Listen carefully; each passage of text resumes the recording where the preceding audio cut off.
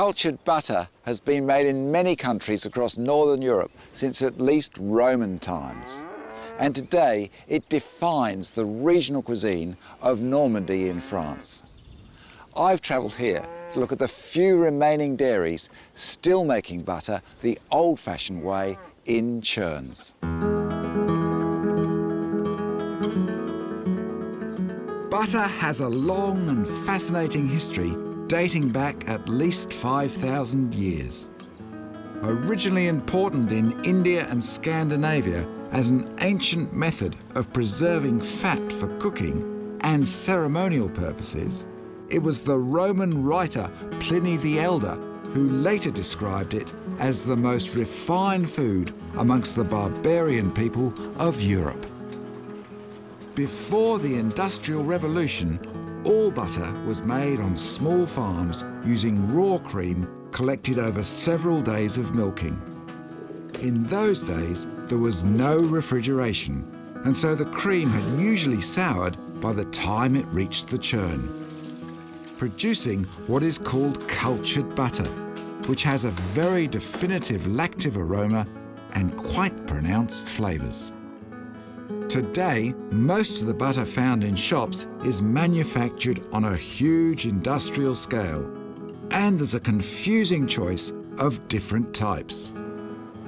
But my interest is old-fashioned cultured butter, and the largest consumers in the world per head of population are the French, who understand the importance of how it is traditionally made and where it comes from. In fact, the French appellation system recognises two designated regions, Charentes-Poitou and, of course, Normandy, long considered the original home of French butter. The famous Normand cow was originally introduced to northern France by the Vikings, and the mild coastal climate and rich pastures here produce a butter high in fatty solids, oleic acid, and mineral salts. The secret of Normandy butter isn't just about the cows. It's also about the pasture that they eat.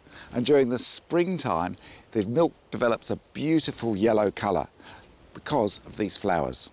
There's dandelions, daisies, and buttercups. And it's the carotene in them that produces a beautiful yellow butter.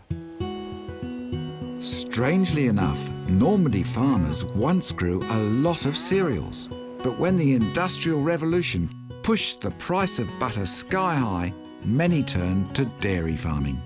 To compete more efficiently in the growing butter market, the farmers here formed cooperative dairies to pool their milk. And I've arranged to visit the only one still standing in the region from that era.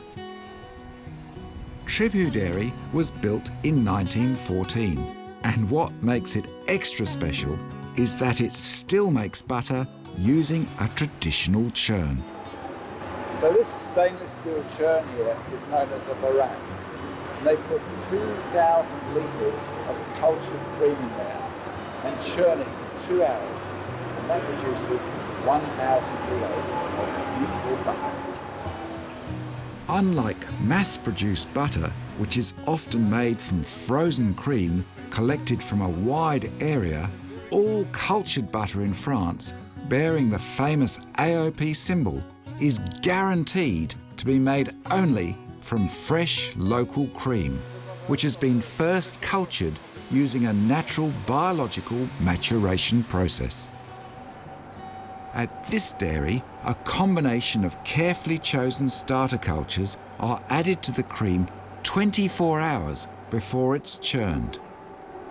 These gently sour the cream and encourage the development of more than 40 different flavour compounds. The principle of making butter is quite simple. When cream is beaten or churned, the fat globules become damaged and eventually stick together in a growing mass of grains that finally separate into dense golden butter and liquid buttermilk. Once drained, hundreds of litres of fresh cold water are added to the churn to help wash away any remaining buttermilk. and then it's gently turned for another hour. And we can have a look of the idea of the... It's like a washing machine. Like a washing machine? Yeah. The chilled water is then drained and the door is opened so that the fresh butter can be ceremoniously dumped into a giant trolley ready for packaging.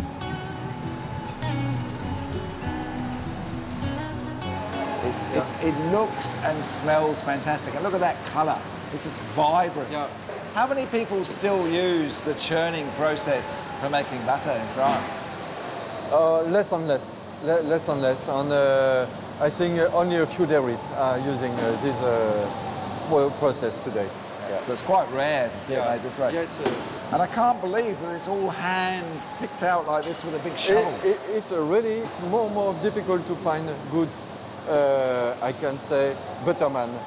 And I can't believe they still do it all by hand. The delicate flavour of fresh butter is quickly spoilt by exposure to light and air or strong odours. And to prevent this, it must be quickly wrapped and packaged. Yellow, rich and creamy, with a hint of nuttiness, Bourdier Signy contains over 80% fat. It forms the base of many of Normandy's traditional dishes, and before leaving, I wanted to visit an old friend that serves some of the freshest quality seafood in this part of France. Oui. Quel plaisir, quel bonheur. On va casser la croûte. On va manger. Oui, On va manger. On va This is manger. my favourite restaurant in Normandy. I can't wait to see what Joel's got cooked up for me.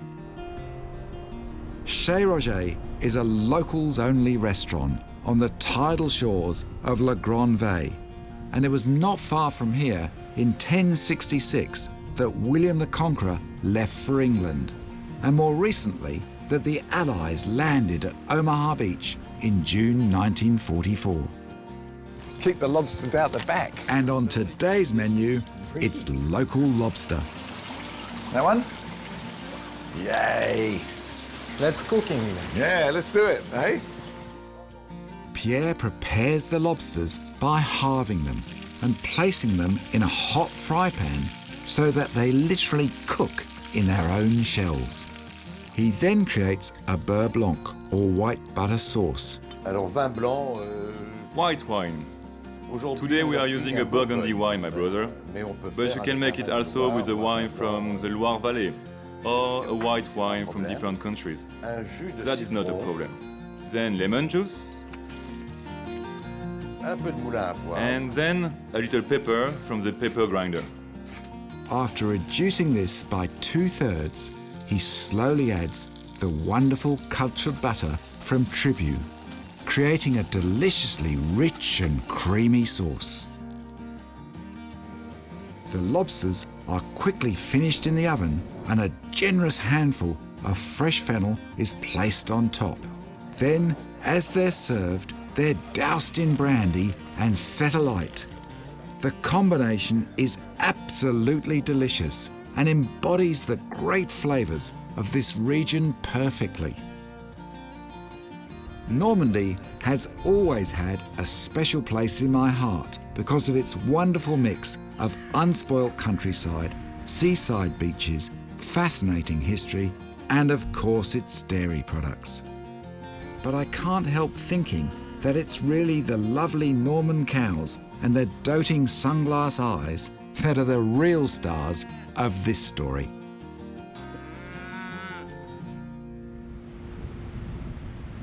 It's hard to believe today, but salt was once heavily taxed in France, and as a result, most regions have a preference for cultured butter with no added salt.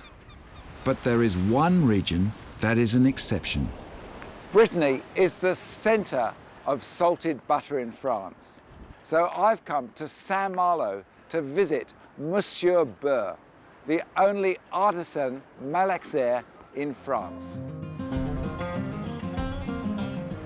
Yves Bourdier holds the prestigious title of Malaxer, which means he is someone who is skilled in selecting, blending and massaging butter until it becomes soft and pliable. Over 80% of all the butter consumed in Brittany is enjoyed slightly salted. But Yves has taken his art a step further and created an extraordinary assortment of butter flavoured with exotic ingredients such as smoked salt, seaweed, yuzu powder and even vanilla bean. These are produced to order in a diverse range of shapes and sizes and distributed to shops and top restaurants all over France. The Malaxer, there was this man who bought butter and who, little by little, began to get worried about changing this butter because there is crème and butter from completely different farms. So to make an homogeneous butter, he was obligated to mix them together. So he invented the Malaxer. So you are the only Malaxer in France now? Yes, now yes. Oh, I am the last one. Good. The secret to his blending technique is a wonderful old-fashioned wooden butter machine. And Yves kindly offered to show me how he worked the butter to change its texture. Salt is added to bring out the moisture and concentrate the flavours in the butter as it becomes smooth and spreadable. The skill required to form this butter into shapes is quite extraordinary to watch.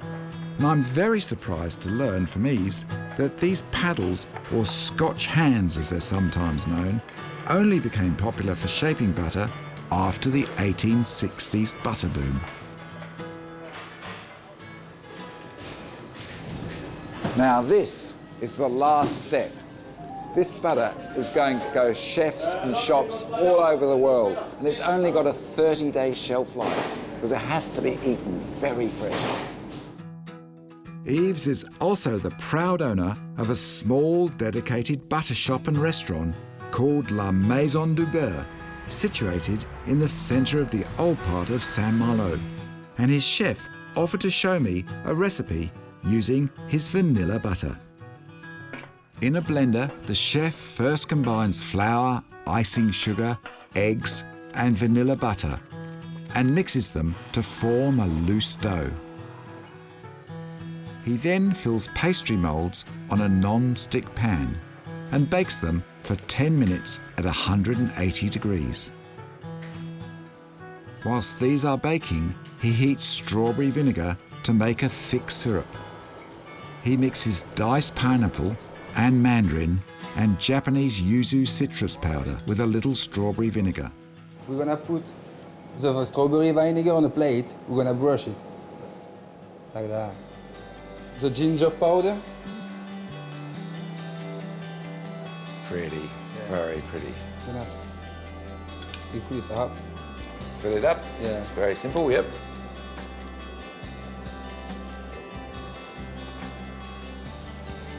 Look at that. Lovely. On the top, Yes. the grenadine foam. Grenadine foam. Yeah, and the citrus caviar. And citrus caviar. Can I try it? Yeah. Looks Enjoy good. Yeah, it looks really good. Really good. You can smell the vanilla butter, no? Comes straight out the vanilla. Yeah. And quite a short crust. Lovely and creamy. And just cut straight through it with the fruit and the vinegar. Fantastic. Yes. Well done. Really good. Thank you.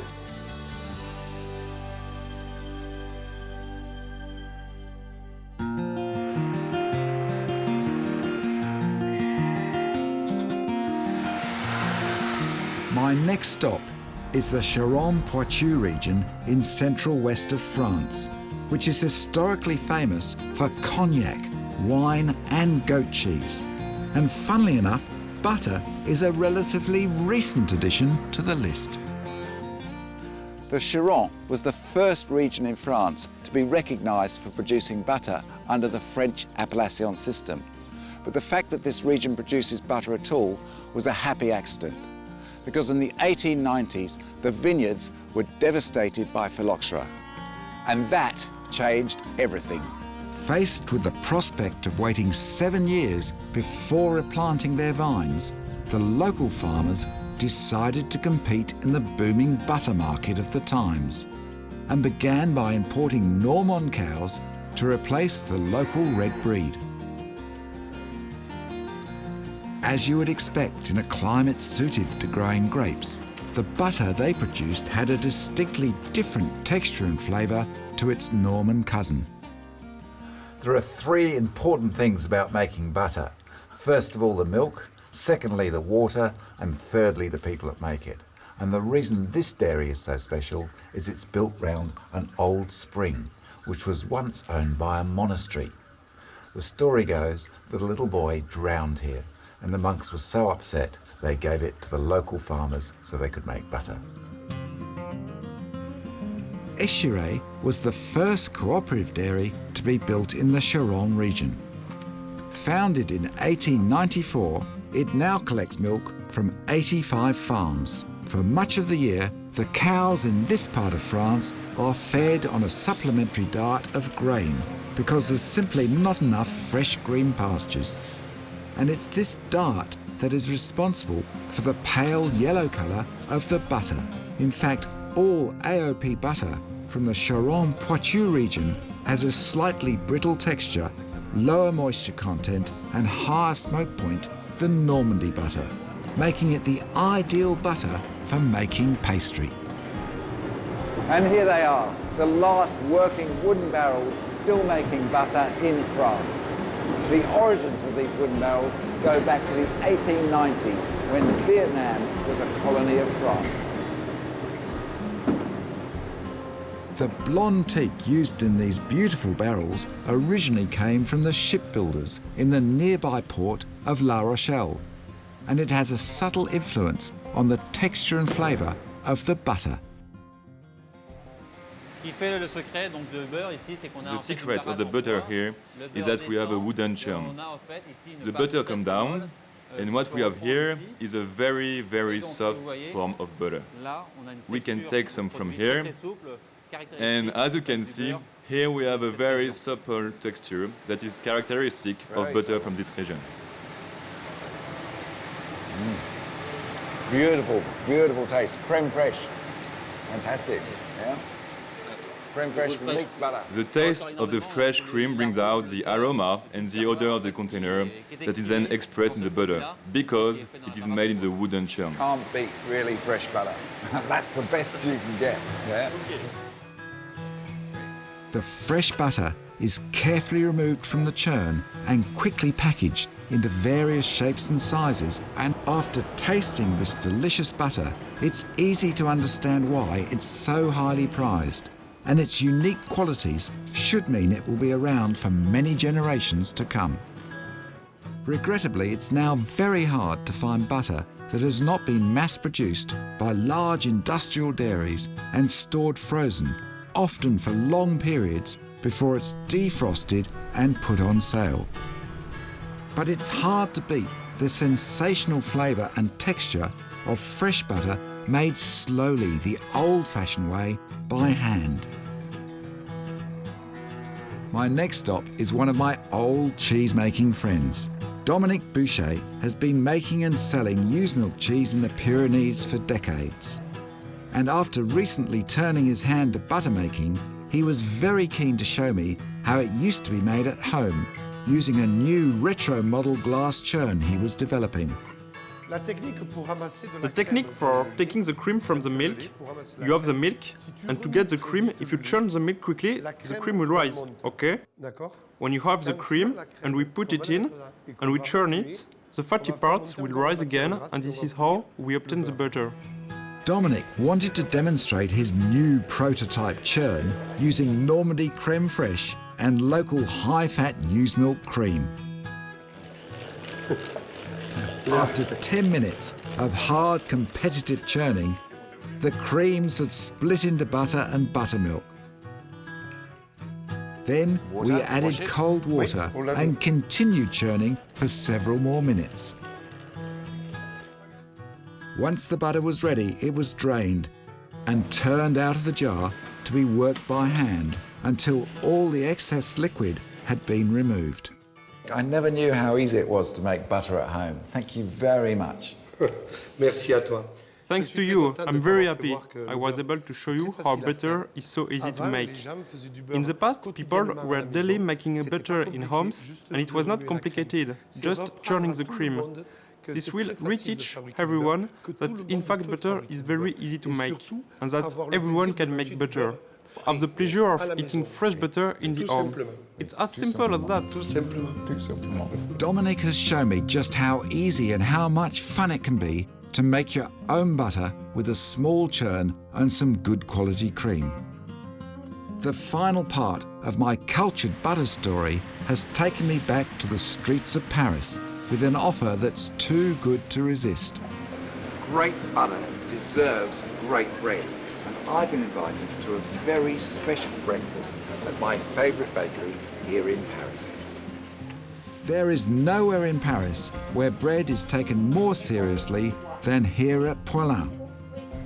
The wood-fired oven here runs 24/7, and this busy bakery turns out boule after boule of Poilin's famous bread with the signature P inscribed on the crust. My grandfather, who came, from Normandy, thinking that he would do the traditional French sourdough loaves, and he was encouraged by other people who were also coming from different regions of France and who wanted to find this very distinctively nourishing bread, a bread that sort of keeps long, feeds you. The smell of it just reminds me of walking into somewhere where I've seen flour being ground, and it just sort of comes alive. It does, right? Mm. Now, this bread, for me, is ideal with this cheese. But do you have another recipe? I have another recipe. Actually, I have two recipes for you. Okay. So, take a slice of rye bread. With raisins in it? With raisins in it. Yeah. I particularly like it with it. Yeah. And just put the blue cheese on it. I mean, this is the perfect snack, whether it's, with a glass of wine to start a meal. The funny thing about this is in the old days, Roquefort was so salty that they would add butter too. Really? Did you know that? No, I didn't know that. But did you know that fermentation comes from the fermentation of bread, rye bread? Yeah, traditionally they used to take the big rye bread, those big loaves that we've got there, and put them into the ovens and bake them, and then they'd put them into the caves on the full moon, and the blue would go. I hadn't even thought of that, yeah. Yeah, so this is kind of like a return sources. Do you want to have it? Yeah, beautiful. Okay. Second recipe, salty butter. Yeah. Add some chocolate on it. That's a really good dark chocolate, yes? Yep, that's dark chocolate. It has to be quality chocolate. Forget about the sort of crummy chocolates. This is the ultimate French snack. Yeah? This used to be done by kids coming out of school, or a piece of a bar of chocolate in between a piece of bread with some butter on it. Yeah, I remember that as a kid, in fact, but the butter bit is the difference. And of course the bread. Absolutely. Yeah. I love that. This is fantastic. Thank you very much. You're most welcome. You've convinced me that bread, butter, and cheese or chocolate are a fantastic combination.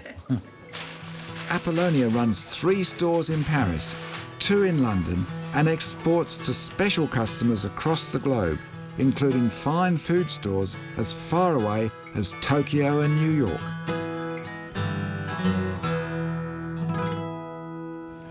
Well, I've always loved good French butter, but after seeing where it's made and where it comes from, I love it even more. And I've also learnt how to make it at home. It's fantastic stuff.